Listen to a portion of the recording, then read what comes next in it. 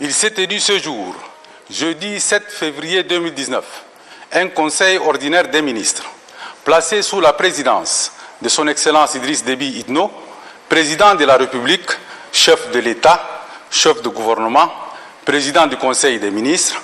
Le Conseil a eu à examiner et adopter 3 projets de textes et suivi une communication.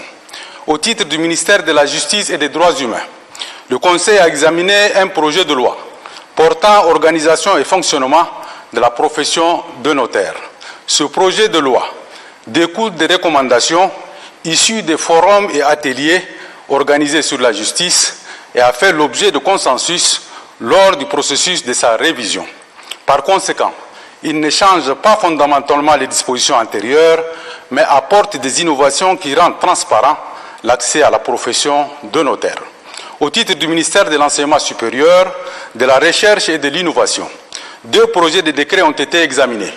Le premier portant statut particulier du personnel hospitalo-universitaire et le second portant réglementation du système du centre hospitalier universitaire CHU.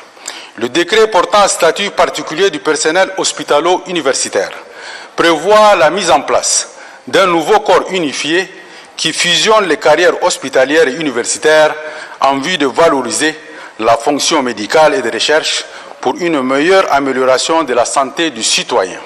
Ce corps sera constitué de plusieurs spécialités du domaine de la santé.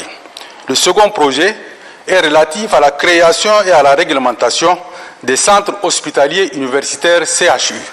Cette structure se veut un cadre d'organisation permettant de dispenser dans les établissements publics de santé la formation pratique des étudiants en sciences de la santé dans divers domaines. Il est conçu et aménagé pour remplir sa mission de santé dans le respect de l'intérêt de la dignité des malades. Toutefois, il faut relever que le CHU sera une structure de concertation sans personnalité morale.